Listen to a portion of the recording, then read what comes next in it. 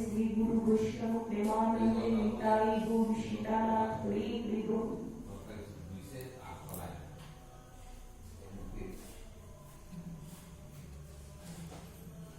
অদর্শদর্শী শ্রী গুরুপাদ পদ্ম এবং সাধু মহন্তগণের অশেষ করুণায় আমরা আদি কবি শ্রীমন বাল্মীকি মুনির দ্বিতীয় অবতার গোস্বামী তুলসীদাস শ্রী মহারাজ কর্তৃক বিরচিত শ্রী শ্রী রামচরিত মানস গ্রন্থ আস্বাদনে দুটি হইয়াছি। শ্রী শ্রী রামচরিত মানসে আমরা দ্বিতীয় সোপান তথা অযোধ্যা কাণ্ড আস্বাদনে দুটি হয়েছিলাম। ধারাবাহিকভাবে আমরা শ্রবণ করছিলাম রামজি এবং সীতা মা বনবাসে যাবেন, লক্ষ্মণ লাল দাদার শ্রীচরণে পড়েছেন। সম্পর্কিত দাদাই হন, কিন্তু আসলে তিনি তার আরাধ্য প্রাণ হন। তিনি তার জীবাত্ম। রাম ছাড়া লক্ষ্মণের কিছুই নাই। লক্ষ্মণ লাল রামের শ্রীচরণের দাস, তার শ্রীচরণের সেবক। আচ্ছা, সেব্য ছাড়া সেবক কি রইতে পারে? তার সেব্য যদি বনে যায়, সেবক কি করে গোপনে থাকে? তাই লক্ষ্মণ লালের আর্ত নিবেদন কেটে কেটে বলছেন, দাদা আমার কিছু সঙ্গে নেবে না? আমি তোমার সেবা হতে বঞ্চিত হয়ে থাকবো? দাদা অনেক বুঝিয়েছিলেন, পিতা মাতাকে দেখো, অযোধ্যা নগরীকে দেখো, যে আমার দ্বারা তো কিছুই সম্ভব নয়। তুমি আমার আত্মা হলো, তুমি চলে গেলে, তোমার সেবা না করতে পারলে আমার দ্বারা কিছুই সম্ভব নয়। নিজেকে প্রবোধ দেওয়া সম্ভব নয়, অন্য কাউকে কি প্রবোধ দেব? তুমি আত্মা করো। কিছুতেই যখন দেখলেন লক্ষ্মণ লালকে তো ছাড়া যাবে না, তো রামজি বললেন, আমি তো নিয়ে যেতে পারি, কিন্তু আগে সুমিত্রা মায়ের কাছে আজ্ঞা নাও। মা সুমিত্রা ভক্তির প্রতীক। তিন মা আমরা কতদিন শ্রবণ করছিলাম। কৌশল্যা মা জ্ঞানের প্রতীক, কৈকেয়ী মা বৈরাগ্যের প্রতীক, আর সুমিত্রা মা ভক্তির প্রতীক। ভগবান শ্রী রামচন্দ্র জ্ঞান এবং বৈরাগ্যের কাছে বিদায় প্রার্থনা করতে পারে বা বিদায় আজ্ঞা চাইতে পারেন, কিন্তু ভগবান কখনো ভক্তি মহারাজের কাছে বিদায় চাইতে পারেন না। তাই ভক্তি স্বরূপ যিনি সুমিত্রা মা, তার কাছে শ্রী রামচন্দ্র বিদায় চাইতে যান নাই। কাকে পাঠিয়েছেন? লক্ষ্মণ লাল। তুমি তো তার আজ্ঞা প্রার্থনা করে আসো, সে যদি বলে তবে। লক্ষ্মণ লাল আগে ভয়ে ভয়ে এসেছে, মা আজ্ঞা দেবেন তো? আমার লাল তার শত্রুঘ্ন তো সামনে নেই, সে তো ভরতের সঙ্গে মাথা হয়ে গেছে, তাহলে আমার লালকে যেতে দেবো কিনা, মা ছাড়বে কিনা? কিন্তু যেমন পুত্র তেমন তার রত্নগর্ভা মা। মা সেরকম হলেই পুত্র ওইরকম। সমস্ত ঘটনা অবগত হলেন মা সুমিত্রা। অবগত হয়ে কিছুক্ষণ স্তম্ভিত হয়ে গেলেন। হ্যাঁ, কৈকেয়ী মা এত ভালোবাসত যে নিজ পুত্র ভরতের থেকে রামকে বেশি ভালোবাসে, সে কিভাবে রামের জন্য এটা চাইতে পারে?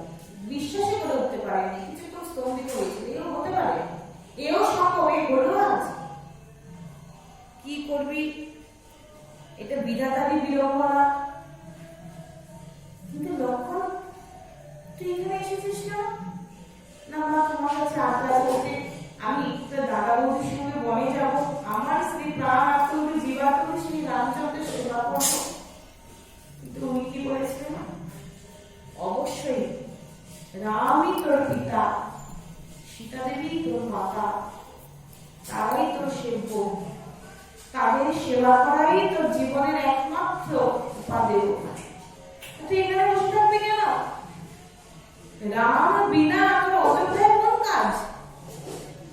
রাম যেখানে তার পদারবিন্দ ফেলবে সেখানেই অযোধ্যা। রাম বিনু অযোধ্যায় তোর কি কাজ? যা যা, রামের সেবাই, রাম যেটা যেটা যাবে সেটা শিখেছে। প্রথম মাতৃ আজ্ঞা। তো আমরা শ্রবণ করেছিলাম, তিনি বলছেন गुरु पितु मातु बंधु सुर साई से यही सकल प्राण की नाई राम प्राण प्रिय जीवन जी के सारथ रहित सखा सब ही के। भक्ति स्वरूपा মা সুনন্দা দেবী চার নন্দন লক্ষ্মণ লালকে কি উপদেশ করলেন? গুরু পিতা মাতা ভাই দেবতা কুলদেবতা তোমার ইষ্ট সবকিছুই কিন্তু তোমার শ্রী রামচন্দ্র। এই শ্রী রামচন্দ্রই কিন্তু সকলের জীবনের আধার। আর তোমাকে সব থেকে বেশি স্বার্থ রহিত মানে স্বার্থ রহিত এই রামচন্দ্রই ভালোবাসে। আমরা ভাবি আমাদের আত্মীয় পরিজন আমাকে খুব ভালোবাসে, আমাকে ছাড়া থাকতে পারবে না। শ্রীমদ ভাগবত মহাপুরাণে দেখবেন জড়ভরত উপাখ্যানে ভরত মহারাজ মানে জড়ভরত বলবো না, ভরত মহারাজের উপাখ্যানে তিনি যখন হরিণ শিশুকে লালন পালন করতেন, এত আসক্ত হয়ে পড়েছিলেন তিনি মনে করতেন এই হরিণ শিশু তো আমি ছাড়া কেউ নাই, ও তো আমাকেই মা ভাবে, আমাকেই পিতা ভাবে, আমাকেই ওর দলের সঙ্গী মনে করে, আমাকে ছাড়া ওর কি হয়। কিন্তু একদিন সেই হরিণ শিশু ওই নিজের খুরের ছাপ দেখে ভাবলো তো আমার কতদিন খুরের ছাপটা দেখি তো, নিজের দলের সঙ্গে অনেক হরিণকে দেখে সেই দলে নিজে থেকেই চলে গেল। তাহলে আমরা যাকে নিয়ে খুব আসক্তি করি বা মনে করি তারা আমায় খুব ভালোবাসে, আমাকে ছাড়া চলবে কি করে, তারাই তাদের দিক খুঁজে নেয়, তারা কিন্তু আমার চিন্তা করে না। আর আমি বেকার না জানি কি না কি মনে সাজিয়ে বসে থাকি। তাই সুমিত্রা বলছেন সবার সঙ্গে সবার ভালোবাসার সাথে আজ ভরতজির যে আসক্তি ছিল, যে মমত্ব বোধ ছিল হরিণ শিশুটার প্রতি, হরিণ শিশুটা ততক্ষণই ছিল ভরতজি মহারাজের কাছে যতক্ষণ সে স্বাবলম্বী ছিল না, সে মাতৃদুগ্ধ পায়নি। এই ভরত মহারাজ তাকে কচি কচি ঘাস খাওয়াতো, দুধ খাওয়াতো, যতক্ষণ সে স্বাবলম্বী হয়নি, ছোট শিশু পরনির্ভরশীল, তখনই ভরত মহারাজের সেবা নিয়েছে। যেই সে স্বাবলম্বী হয়েছে, নিজের দলের সন্তান হয়েছে, সেই চলে গেছে। তাহলে কি জগতে আমি যাকে আসক্তি করে ভালোবাসি সে কি আমাকে আদৌ ভালোবাসে? হ্যাঁ, যতক্ষণ স্বার্থের সম্পর্ক ততক্ষণই ভালোবাসে। স্বার্থ ফুরিয়ে গেলে কিন্তু তখন আর কেউ কাউকে চিনবে না। একমাত্র প্রতিটা জীবকে যদি স্বার্থ রহিত কেউ ভালোবেসে থাকে সে হল একমাত্র পরমাত্মা, একমাত্র শ্রী গোবিন্দ শ্রী রামচন্দ্র। এনার কিছু পাওয়ার নেই, এনার শক্তিতে আমরা ছেড়ি, আমরা এনাকে কিছু দিতে পারি না। তো এনার আমাদের কাছে কোনো স্বার্থ নেই, এনার ভালোবাসাটা স্বার্থ রহিত ভালোবাসা। তাই বলছে হে লক্ষ্মণ, তোমার গুরু পিতা মাতা ইষ্টদেব কুল দেব সবকিছু সেই রামচন্দ্রই। আর রামের তোমার প্রতি যে ভালোবাসা একদম স্বার্থ রহিত। এরকম তোমায় কেউ পছন্দ করবে না, এরকম তোমায় কেউ ভালোবাসবে না। আমরা যদি মায়ের ভালোবাসায় স্বার্থ রহিত হয়, আজ সেই গর্ভধারিণী মা সুমিত্রা মাই তার নন্দনকে বলছে স্বার্থ রহিত যদি কেউ ভালোবাসে সে পরমাত্মা। আর কি বললেন? पुत्रवती जुवती जग सोई रघुपति भगत जासु सुत होई न तारु बाज भली बात बियानी राम विमुख सुत ते हित जानी। আমি তো বলি সংসারে যদি কোনো যুবতী স্ত্রী গর্ভবতী হয় বা মা হয় সেই মাই ধন্য যার সন্তান শ্রী পরমাত্মার চরণে উন্মুখী, রাম চরণে উন্মুখী, শ্যাম চরণে উন্মুখী। যে সন্তানের পরমাত্মার চরণে উন্মুখী নয় সেই রকম সন্তান না হয় ভালো ছিল, এর থেকে তো সেই মা বন্দা থাকলেই ভালো। এই কথা সুমিত্রা কেন বললেন জানেন? পুত্র শব্দের অর্থ হলো পুত নামক নরক থেকে যে ত্রাণ করাতে পারে সেই হয় পুত্র। এজন্য শ্রাদ্ধের সময় শ্রাদ্ধ বিধি খুব সুন্দরভাবে পালন করতে হয়, মন্ত্র ঠিকঠাক বলতে হয়। আর এখন দেখবেন চুল কাটবো, নেড়া হবো, তার ভয়ে টাকা দিয়ে আরেকজনকে দিয়ে তুই আমার শ্রাদ্ধটা করে নে, আমার ভবিষ্যৎটা পালনটা করে নে, শ্রাদ্ধের মন্ত্র তুই বলে নে। এইরকম কি পুত্র পাওয়ার জন্য কি সে বাবা মা এত কষ্ট করেছিল? তাহলে যে পুত্র ঈশ্বর উন্মুখী নয়, সে পুত্র বাবা মার শেষ সময় কি তার কানের কাছে বসিয়ে একটু গীতা শোনাবে? যে পুত্র ভগবত চরণে উন্মুখী নয়, সে কি বাবা মার শ্বাস উঠলে তার কানের সামনে একটু হরিনাম শোনাবে? তার মুখে একটু গঙ্গা জল দেবে, বুকে গীতা দেবে? দেবে না। কারণ সে তো উন্মুখী নয়। সে কখনোই চাইবে না আমার বাবা মা যখন যাচ্ছে একটু হরি কথা শুনে বা হরির নাম শুনে যাক, গঙ্গা জল মুখে নিয়ে যাক। তাহলে সে তো তোমাকে ত্রাণ করানোর কিছু করলো না, তাহলে তাকে কি পুত্র বলা যায়? সে তো তোমাকে আরো শেষ সময় অব্দি জ্বালা যন্ত্রণা দিয়ে গেল, তেমন ধুন্দুকারী তার মাকে ধুন্দুকে দিয়ে গেল, তাহলে সে তো পুত্র না হয় ভালো ছিল।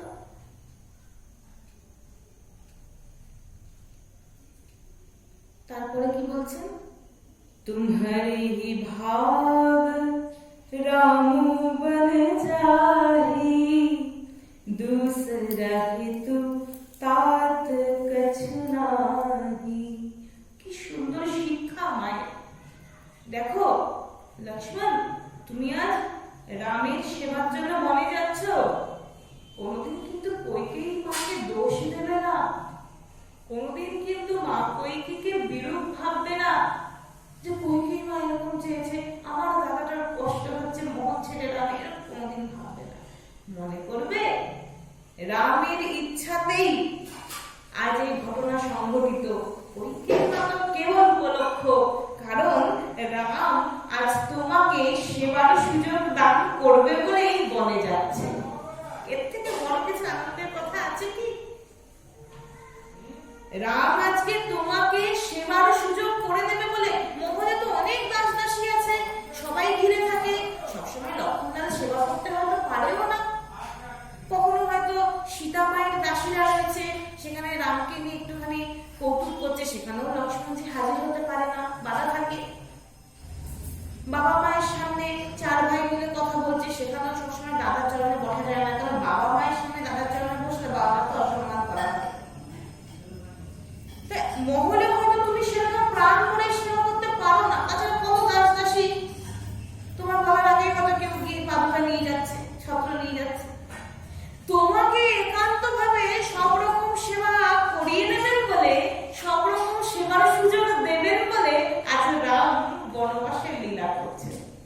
সুমিত্রা মায়ের শিক্ষা দেখুন, তোমারই ভাগ রাম বনে যায়। মনে করবে তোমার আজকে সৌভাগ্যের উদয় হয়েছে, তোমাকে সেবা সুখ প্রদান করার জন্যই আজ রাম বনবাসে যাচ্ছে। दूसरा हेतु तात कछु नाही, আর কোনো হেতু নাই, কাউকে দোষারোপ করবে না, আর কোনো হেতু চিন্তাই করবে না।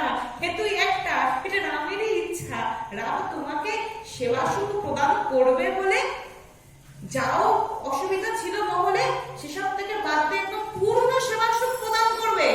তাই জন্য রাম এই বনবাসে লীলা। তোমার সৌভাগ্য, তোমার ভাগ্যকে সুখ প্রদান করার জন্য, সেবায়িতকে সেবার সুখ প্রদান করার জন্য আজ সেব্য বনে যাচ্ছে। এটাই মনে রাখবে, আর কোনো কারণ কিন্তু মনে আনবে না। सकल सुकृति कर बर फल एहु, राम सिय पद सहज स्नेहु। মনে করবে এখন তোমার সকল জন্মের সকল সুকৃতির উদয় হয়েছে, তুমি আজ রাম এবং সীতার এই যুগল পদ সেবার সুযোগ পেয়েছো।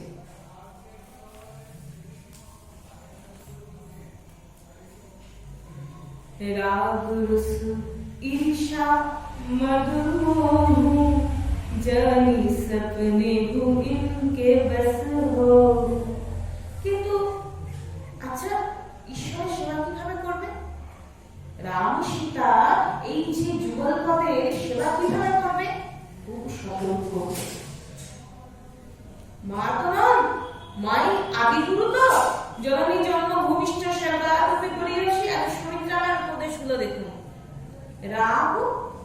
দেশ রসু ঈর্ষা মধু মোহ। রাগ করে ওর উপরে রাগ, তার জন্য চলে গেলাম। রোষ, কারোর উপরে ক্রোধ এলো। ঈর্ষা, কারোর সঙ্গে হিংসা হলো।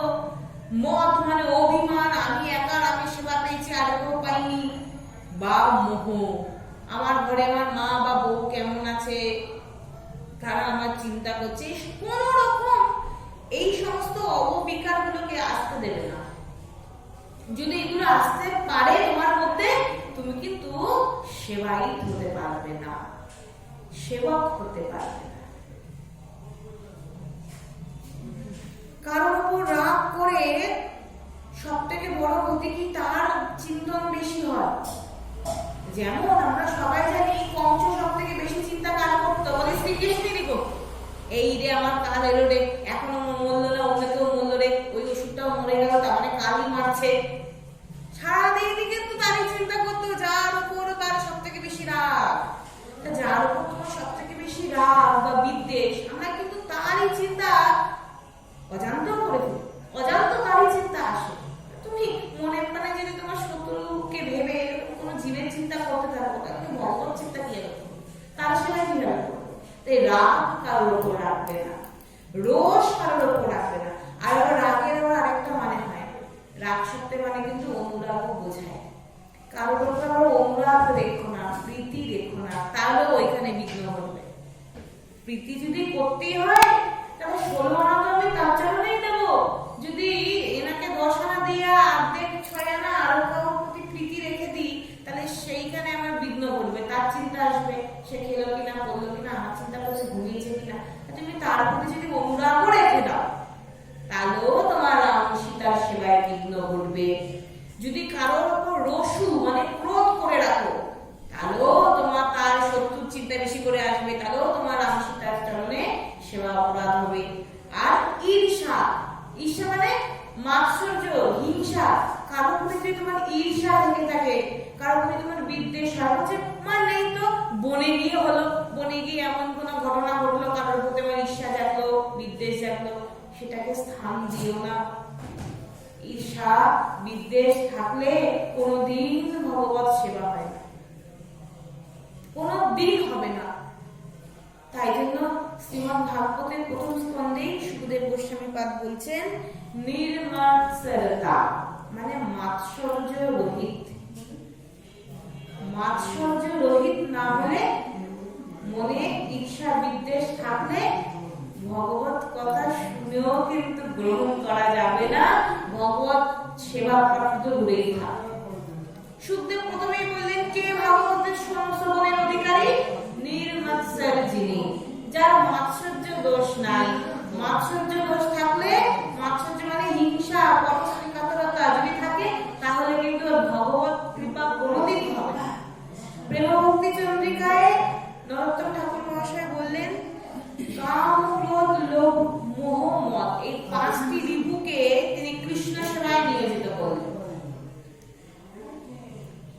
কিন্তু মাৎসর্যকে তিনি কৃষ্ণ সেবায় নিয়োজিত করলেন না। কেন না? মাৎসর্য দিয়ে কৃষ্ণ সেবা হয়ই না, তাই মাৎসর্য রিপুটাকে বাদ দিতে হলো। তাই বলছে কারোর সঙ্গে ঈর্ষা করবে না, তাহলেও কিন্তু সেবায় বিঘ্ন। ভগবান ঈশানারিক পছন্দই করো না। তুমি সেবা করছো, তোমার পাশে একজন সেবা করছে, তুমি তাকে ঈর্ষাই করে গেলে, ভগবান ভাবছে তুই যেমন আমার সন্তান, ওইটাও তো আমারই সন্তান, তুই তোর ভাইকে কেন হিংসা করছিস। মধু মোহ, মত মানে অহংকার অভিমান, মোহ মানে আমি, আমার পরিজন, আমার একটা জগতের দুনিয়ায় এইরকম ভ্রমিত থাকবে না যে আমার মা আমার চিন্তা করছে, আমার বাবা লক্ষ্মণের কি হলো চিন্তা করছে, আমার স্ত্রী উর্মিলা আমার চিন্তা করছে, এই ভ্রমে থাকবে না। তোমার সব থেকে বেশি চিন্তা যদি কেউ করে থাকে, সে তোমার রামচন্দ্রই করছে।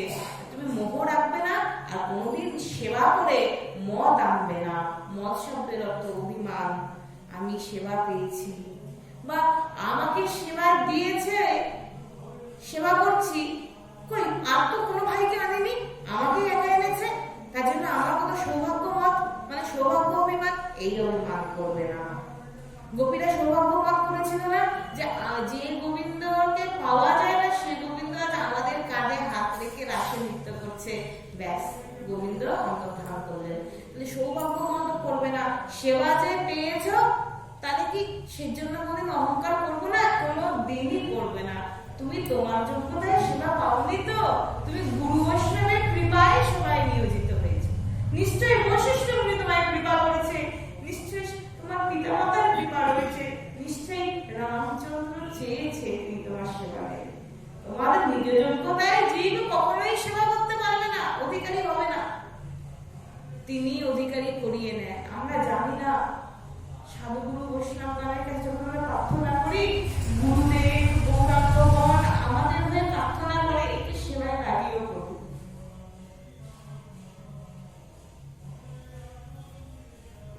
আমরা ভক্ত মানে জগন্নাথী মাধব দাসের কথা মনে করি। এই ঘটনাটা কিন্তু ভক্ত মানে আছে। জগন্নাথী মাধব দাস ভিক্ষা করতে যেতেন, তাকে উড়িষ্যাবাসী বুড়িমাই মাটি লেপছে ঘরে, ওই যে মাটি লেপার ন্যাকড়াটা ছুঁড়ে দিয়েছিল, তার গায়ে ছুঁড়ে দিয়েছিল। ভাবুন তো জগন্নাথী মাধব দাস কত বড় সিদ্ধাত্মা, যার কথা জগন্নাথ সবাই জানে যে ইনি পরম সিদ্ধাত্মা, এনার জন্য জগন্নাথ সোনার থালায় প্রসাদ এনে দিয়েছে, এনার সঙ্গে কাঁথা চুরি করতে গেছে, এনাগুলো তো সবাই জানে। কিন্তু যে জয় জগন্নাথ ভিক্ষাম দেহি বলেছে অমনি ছুঁড়ে দিয়েছে, এ খালি এসে জয় জগন্নাথ সাধুটার কোনো কাজ নেই জানা সত্ত্বেও। মানে বেশি দিন নয়, একদিনের ঘটনা।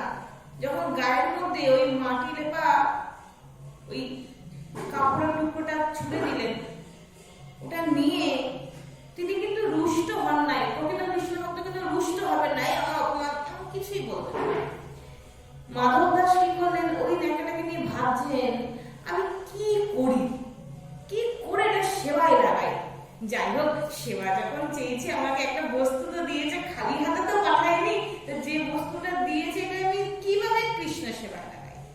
অনেক ভাবলেন, সমুদ্রের তীরে গেলেন, মাটিটাকে ধুলেন, ভালো যেটুকুনি পারলেন পরিষ্কার করলেন, আর সমুদ্রের পাড়ে রোদের তো জানেন রোদ কেমন, ওটাকে শুকালেন, শুকিয়ে এখন কি করে জগন্নাথের সামনে এসেছে।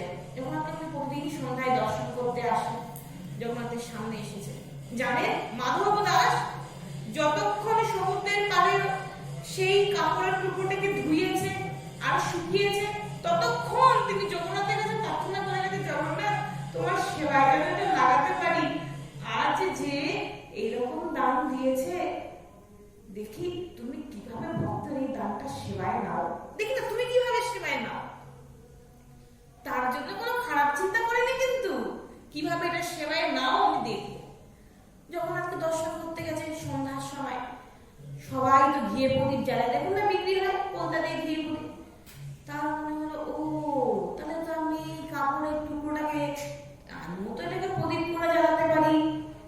তো তিনি কি করলেন, একটি যারা প্রদীপ বেচে তাদের কাছে কি বললেন, বাপু একটুখানি ঘি দিয়ে দে না, আমি সলতা এনেছি। আমার কত বড় সলতা দেয়, মুড়ি মুড়ি মুড়ি মুড়ি পাখি ওটাকে সলতা বানিয়েছে, কত বড় সলতা দেয়, আমি সলতা এনেছি, তোর একটা মাটির পাত্রে একটু ঘি দে না, আমি জগন্নাথের সামনে দেখাবো। তাকে তো সবাই চেনে, সব পান্ডারাই চেনে, যারা প্রদীপ বিক্রি করে তারাও চেনে। আরে তো মাধব না না না, তুমি তোমার জগন্নাথকে আরতি দেখো।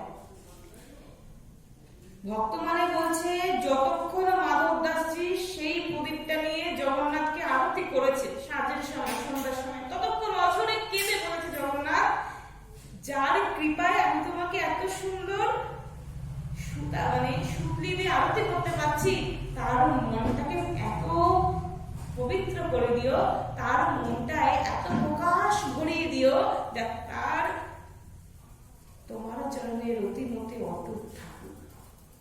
প্রার্থনাটা কি করলেন, যার কৃপায় যার দানে আমি তোমাকে এত সুন্দর সলতে দিয়ে আরতি করতে পারছি। ভক্ত কি করে, ওই ভালো দিকটাই নাই, কিন্তু ভাগ্যিস আমাকে একটা সুন্দর কাপড়টা দিয়েছে, মানে এত বড় সলতে কি পেতাম, তুলো সলতে এইটুকুনি ভাবে। যার সহায়তায় আমি এত সুন্দর সলতে দিয়ে তোমাকে আরতি করতে পারলাম এতক্ষণ, তারই জন্য নয়নবাড়ি হয়েছে আজ মাধব দাসের। তুমি তার হৃদয়টা এই আগুনের মতনই প্রকাশে ভরিয়ে দিও, তার আধার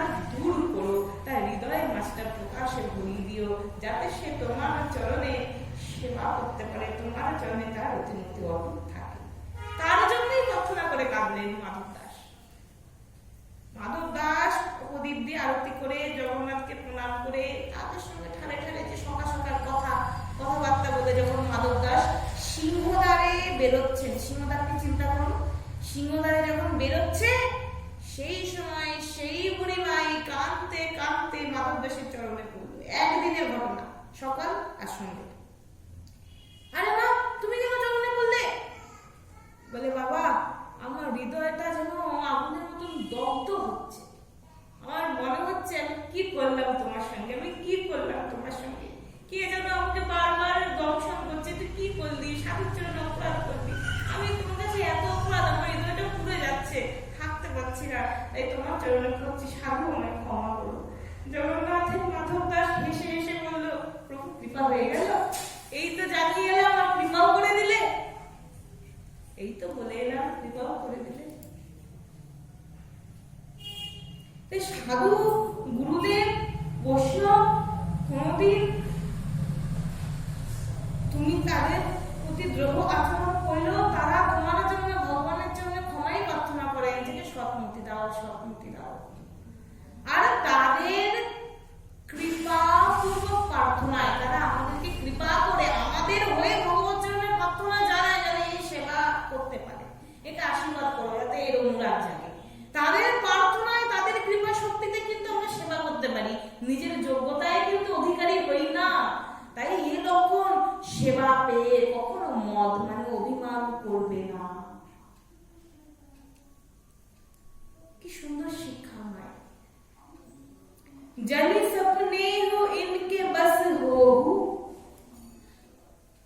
আরে জেগে থাকতে তো বুঝলাম, স্বপ্নেও কোনোদিন এই সমস্ত রিপুর বশবর্তী হইও না লক্ষণ। মা, স্বপ্নেও আমি এই সমস্ত রিপুর বশবর্তী হব না? আচ্ছা, স্বপ্নে কার বশ থাকে? বলে, তুমি সারাক্ষণ যা চিন্তা করবে সেটাই কিন্তু তুমি অবচেতন মনে স্বপ্নে তাই দেখবে। তা তুমি যদি সারাক্ষণ ইষ্ট চিন্তা করো, এই সমস্ত রিপুর বিকার হতে দূরে থাকো, স্বপ্ন তোমাকে এরা জ্বালাবে না। আও মা, যদি স্বপ্ন এরকম বিকারে চলে আসে তাহলে কি সেবায় বঞ্চিত হবো মা? ঠিক আছে, লক্ষণ ওই মনে মনে ধরে নিল। মা বলেছে স্বপ্ন যাতে এই সমস্ত বিকার না আসে, এই সমস্ত রিপু আমাকে না জ্বালাতন করতে পারে, তাহলে সেবা অপরাধী হব, সেবা করতে পারবো না। তাহলে স্বপ্ন তো তখনই আসে না যখন কেউ ঘুমায়। আমি যদি নাই ঘুমাই তাহলে স্বপ্ন কিভাবে আসবে? এই জন্য লক্ষণ কিন্তু 14 বছর ঘুমায়নি। सकल प्रकार विकार बिहाई मन क्रम वचन करे सेवकाई। সেবক কেমন হবে? চৈতন্য চৈতামৃত সেবক কেমন হবে? চৈতন্য চৈতামৃত কিন্তু কবিরাজ গোস্বামীপাদ বলে দিয়েছে। সেবক শব্দটা খুব সহজ, তাই না? সহায়িকার ব ক, কেউ এখানে সেবককে আমি আমি আমি আমি সেবক হুড় করে বলে দিই, খুব সাবধান। কি সত্যি সেবক হতে পেরেছি? আত্মসুখ রহিত হয়ে তার সেবার জন্য সদা ব্যস্ত থাকতে হবে, তাকে বলে সেবক। রাধারানীর মঞ্জুরিগণের কথা ভাবুন, সর্বদা ব্যস্ত, সর্বদা সচেতন। কৃষ্ণজির কি লাগবে? কৃষ্ণজি এরকম করে তাকালো না, তার কি চাই, কোন দিকে তাকালো? ও কৃষ্ণজি মনে হয় পানের ডিব্বার দিকে, ও তাহলে পান লাগবে, সেই পানের ডিব্বায় পান শেষ হয়েছে। কৃষ্ণজি এরকম করে খাকে খুঁজছে, ও পিক দানি খুঁজছে, পিক দানি পিক ফেলবে। সর্বদা সচেতন। বলে মঞ্জুরিগণের তো নিদ্রাও নাই, তাহলে সর্বদা সচেতন। এই যে রাধাকৃষ্ণ নিদ্রা যাচ্ছে, যদি একটু এগিয়ে বালিশটা পড়ে যায়, খাট থেকে পড়ে যেতে পারে। কারণ দুইজনের জন্য কিন্তু মঞ্জুরিগণ সজ্জা রচনা করে না, সজ্জারে এমন সরু রচনা করে যাতে একজনই ভালো মতো শুতে পারে, যাতে এরা একটু ঘনিষ্ঠ হয়ে থাকতে পারে। সেজন্য একজনের মতন বিছানা রচনা করে, অমনি গিয়ে বালিশটাকে দিয়ে দেওয়া। কি রাধারানীর হাতটা পড়ে গেল, রাধারানীর হাতটাকে এইভাবে দিয়ে দেওয়া। তারা কিন্তু ঘুমায় না, চোখের পাতা এক করে না, সর্বদা মালায় স্মরণে, দিব্য স্মরণে রয়েছে। আর ওদিকে মঞ্জুরি দিয়ে সর্বদা শশব ব্যস্ত। ঝড়কা বলে কুঞ্জের মধ্যে না ঢুকতে পারলো, কুঞ্জের গবাক্ষণে জল আছে তো, রাধা গোবিন্দে কি বিন্দু বিন্দু শেড বইছে, একটু হাওয়া দিতে হয়। অমনি গিয়ে গেল হাওয়া দিতে। কেন সেবক মানে কি? সেবক মানে মুখে তোমার কাছে চাইবে না, তার মুখ দেখে, নয়ন দেখে, মন দেখে বুঝে নাও তার এখন কি লাগবে, না বলতে যদি হাজির করতে পারো সেই যথার্থ সেবক। তাই সুমিত্রা মা কি বললেন? সকল প্রকার বিকার বিহাই, সকল প্রকারের বিকার যদি তোমার হৃদয় থেকে চলে যেতে পারে, তোমার হৃদয়ের মনটা যদি সকল প্রকার বিকার থেকে মুক্ত থাকে, তবেই তুমি কায় মনোবাক্যে, মনক্রম বচন, কায় মনোবাক্যে তুমি সেবকাই করতে পারবে, তুমি যথার্থ সেবক হতে পারবে। ভাবুন তো আমরা কোন পথে নেমেছি, সেবা তো করছি, সেবা করতে করতে হাজারো কথা বলি। হ্যাঁ, এই মালা গাচ্ছি কিংবা তুলসী বাচ্ছি কি চন্দন বসছি, দুনিয়ার কথা বলি, গ্রাম্য বার্তার কথা বলি, কিন্তু গোবিন্দ তো বলছে সেবক তুমি তখনই, শাস্ত্রের মাধ্যমে জানা যায় সেবক তুমি তখনই যখন তুমি কায় মনো বাক্যে সেবা করছো। একটা উদাহরণ দিই, দামবন্ধন লীলায় সুখদেব গোস্বামী উদাহরণ দিচ্ছে যশোমতী মা কিভাবে সেবা করছেন। বল যশোমতী মা বললেন তো, গোপালের মা। সেবা বলছেন কেন? বলে দেখুন, অবশ্যই তারা মৃত্যু পিতা মাতা, গোপালের মৃত্যু পিতা মাতা, কিন্তু তারাও কিন্তু ঘুরে ফিরে গোপালের ভক্তই, তারাও কিন্তু ঘুরে ফিরে গোপালের সেবাই করছেন। কিভাবে সেবা করছেন মা? বলে কায় মনোবাক্যে। কায় দিয়ে কিভাবে সেবা করছেন? ও দধি মন্থন করছেন, দেহটা দিয়ে সেবা করছেন। গোপাল মাখন খাবে, তাজা তাজা মাখন, ঘুম থেকে উঠে তার জন্য মাখন করছেন। আচ্ছা, মনে কিভাবে সেবা করছেন? বলে মনে গোপালেরই চিন্তা করছে, গোপালটা ঘুমিয়ে আছে, জেগে না যায়, আমার তো এখনো মাখনটা তৈরি হয়নি, ও তো দুষ্টু, জেগে গেলে আমাকে আর কাজ করতে দেবে না, তাহলে আমি ওকে সামলাবো নাকি ওরই জন্য সেবাটা তৈরি করবো। আবার মনে মনে বলছে না, ঘুমাচ্ছে, যাই চিন্তা করি। কি চিন্তা করছে? গোপালের পূর্ব লীলা, মানে গোপাল সেই দিনের আগে যত লীলা করেছে সেই লীলাই মা চিন্তন করছে। আর মুখ দিয়ে কি গান করছে? বলে আমার গোপাল এতদিন যা যা লীলা করেছে সেই সব লীলাই মা গান করছে। গোপালকে যেমন মা যতবারই স্নান টান করে সাজিয়ে গুজিয়ে বসাতো, একটু মা এদিক ওদিক গেলে গোপাল আবার হামাগুড়ি দিয়ে কাদা মারতো। মা বলে তোকে বারবার আমি স্নান করাই, তুই ছোট ছেলে, তোকে একবার স্নান করানো যায়? তো সর্দি লেগে গেলে তুই বারবার খালি কাদার মধ্যে রিঙ্গন দিস না, রিঙ্গন মানে হামাগুড়ি দিব, কাদা মাখিস কেন? আগে যেমন শুয়োর ছিলিস নাকি, শুয়োরের মতন স্নান করালে কাদার মধ্যে গিয়ে কাদা মাখিস? আর মায়ের কথা শুনে গোপাল, মা কিভাবে জানলো আমি পূর্বে শুয়োরও ছিলাম, মানে বড় বড় তো হয়েছিল। তো দেখুন মার ছেলের কত লীলা, যে যে লীলাগুলো হয়ে গেছে দামবন্ধন লীলা দেখে, মা সেই লীলাগুলোর চিন্তন করছে আর সেই লীলাগুলোরই গান করছেন। তাহলে মন দিয়েও গোপালের চিন্তা হলো, বাণী দিয়েও গোপালের গুণগান হলো, কায় দিয়েও গোপালের সেবার জন্য নবনীত প্রস্তুত হলো। কায় মনোবাক্যে মা গোপালের সেবা করছে। তাই জন্য সুখদেব গোস্বামী পাঠ কি বললেন, যে যশোদা মায়ের মাথায় কবরের মধ্যে যে ফুলগুলো গোজা ছিল, সে ফুলগুলো আর মাথায় থাকতে পারছে না। চরণটা তো মা এইভাবে বসে নদীগন্ধন করছে, ফুলগুলো ঝরে ঝরে ঝরে ঝরে চরণের মধ্যে পড়ছে, যেন বলছে মা যেজন কায় মনোবাক্যে গোবিন্দের সেবা করে তার মাথায় থাকতে নেই, চরণেই থাকতে হয়। তাহলে এই হলো সেবকাই। সেবক তখনই যখন তোমার সচেতনতা থাকবে, আমার প্রভুর কি চাই, প্রভুর বলতে হবে না, বলার আগেই তুমি তার মন বুঝে প্রস্তুত করে দিতে পারবে তার সামনে। আর সেরকম সেবা বৃত্তি করতে গেলে কিন্তু সমস্ত বিকার রহিত হতে হবে।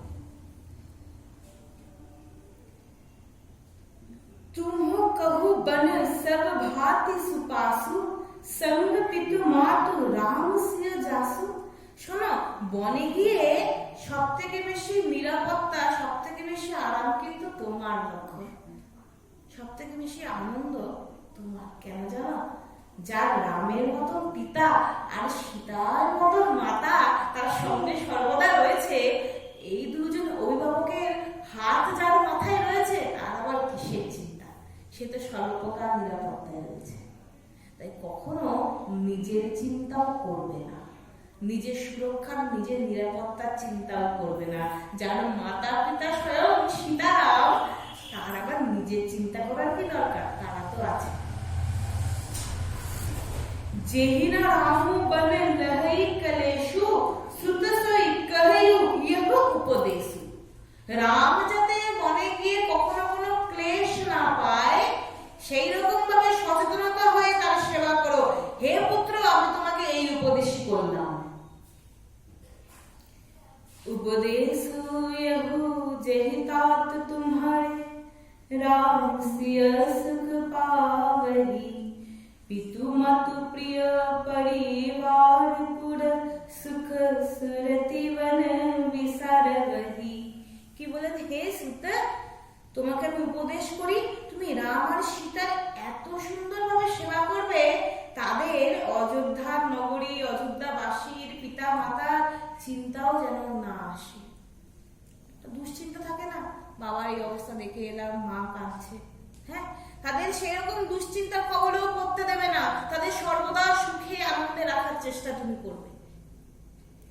তুলসী প্রভু হি শিখ দেয়াসু, दिन पुनि आशीष दाई। रति होई अबीरल अमल, सिय रघुवीर पद नित नित नाई।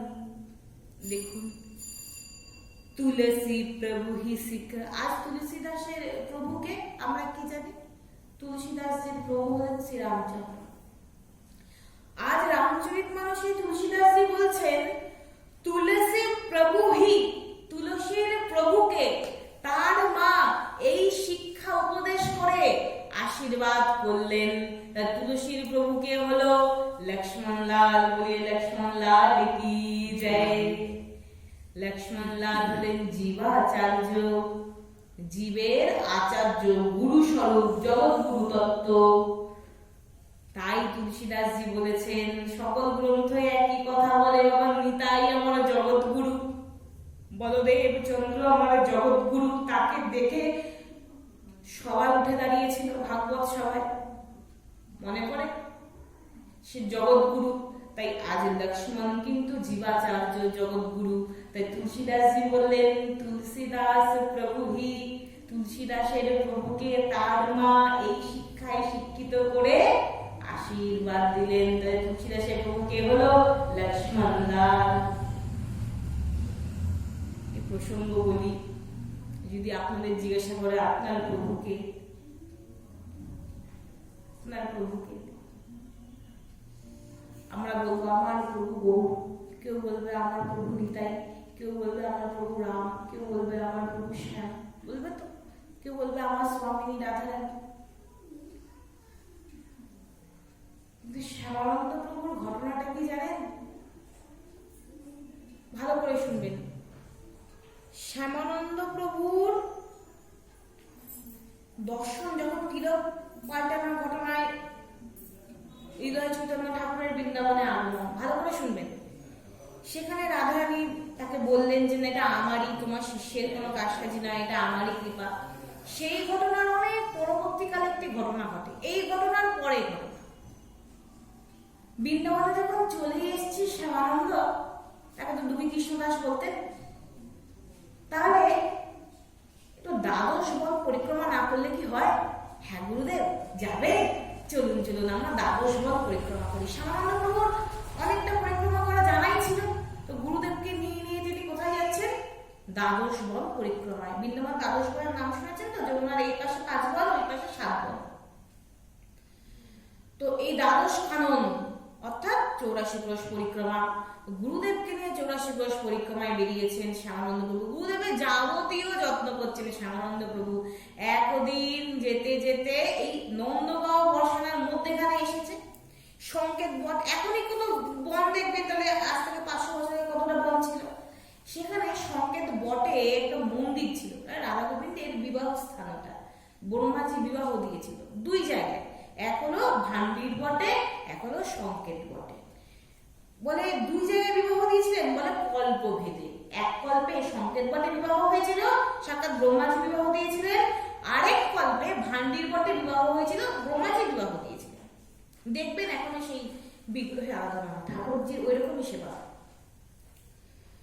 তো সংকেত বটে সব ব্রজমাইরা ঘোমটা দিয়ে রাধা গোবিন্দের সামনে নাচ করছে, রাধা গোবিন্দকে নাচ দেখাচ্ছে। নৃত্যটাও একটা সেবা। অম্বরীশ মহারাজও কিন্তু ঠাকুরজির সামনে নৃত্য করে ঠাকুরজিকে রিঝাতে। তো নাচ করছেন, তো ব্রজমাইদের নৃত্য গীত শুনে তাদের নাচ দেখে নিজেকে না স্থির রাখতে পারছেন না শ্যামানন্দ প্রভু। কারণ তিনি তো শ্রীজীব গোস্বামী পাদের কাছে সখী ভাবনা আরাধনা করেছেন, মঞ্জুরি ভাব আরাধনা করেছেন, শিখেছেন। তো তাদের ওই গানের সঙ্গে তার দেহটা নেচে উঠেছে। তিনি যে সাদা যে উত্তরীয়টা পরেছেন, সেই উত্তরীয়টা হঠাৎ করে ঘোমটা দিয়ে ব্রজগোপিয়াদের পাশে মন্দিরের মধ্যে নাচতে শুরু করেছেন, ওই সাদা বহির্বাসটি উত্তরীয়। তার ওরকম নাচ দেখে হৃদয় চক্রটা খুব অবাক, ওই নাচা বন্ধ কর, তুই নাচা বন্ধ কর। কিন্তু তার গুরুদেবের বাক্য শুনেও যে না শুনছে তা কিন্তু না, তাহলে অপরাধ। শুনেও যদি না শুনি তাহলে অপরাধ।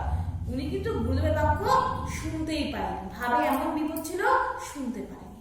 আর গুরুদেব ভাবছে আমি তো সক্ষ রসের সেবক, আমার গুরুদেবকে সুবলজির অবতার গৌরীদাস পণ্ডিত, তাই তো? গৌরীদাস পণ্ডিতের শিষ্যকে হৃদয় চৈতন্য ঠাকুর, তারা কোন রসের সেবক? সক্ষ রসের সেবক। আরে আমরা তো সক্ষ রসের সেবক, তুই আমার সখী রসের আরাধনা কবে থেকে করছিস? তুই আমার সখী মঞ্জুরি ভাবে সেবা কবে থেকে করছিস? তাদের মতন ঘোমটা দিয়ে কোনো বদলে নাচছিস, দাঁড়া, তোর থামতে বলছে থামবি না। হাতটা ধরে এভাবে হাত দিয়ে নাচছিল, হাতটা ধরে পিঠের মধ্যে ওই যষ্টি ছিল, যষ্টিতে গুম গুম করে পিটানি শ্যামানন্দ বাবুর পিঠের মধ্যে। শ্যামানন্দ বাবু ওই মার খেয়ে তার চেতনা জেগেছে। কি হলো? গুরুদেব তো রাগ করেছে, না গুরুদেব আর হবে না, মাথা নিচু করে রয়েছে। কিন্তু বলছে না যে আমার হৃদয় বাজে সে কিশোরীজির দর্শন, সাক্ষাৎ কিশোরীজির দর্শন পেয়েছে, তার তো মনে রঞ্জিত হয়ে গেছে সখী সাধনা। এখন কি করে বলতে পারছে না, গুরুদেবের উপর তো কথা বলতে নেই, চুপ করে রয়েছে। মার খেয়ে পিঠে লাল ছোট ছোট দাগ রয়েছে, চুপ করে রয়েছে। তো এমন সময় মহাপ্রভু আর নিতাই চাঁদ দেখাচ্ছে হৃদয় চৈতন্যকে, এই হৃদয় চৈতন্য, যেদিন তোর গুরুদেব গৌরীদাস তোকে মারতে এসেছিল লাঠি নিয়ে, তখন আমরা তোর হৃদয়ের মধ্যে প্রবেশ করে গেছিলাম। আজ দেখ তোর হৃদয় ছেড়ে আমরা দুই ভাই চলে যাচ্ছি। কেন কেন চলে যাচ্ছে? মানে কি অপরাধ হয়েছে?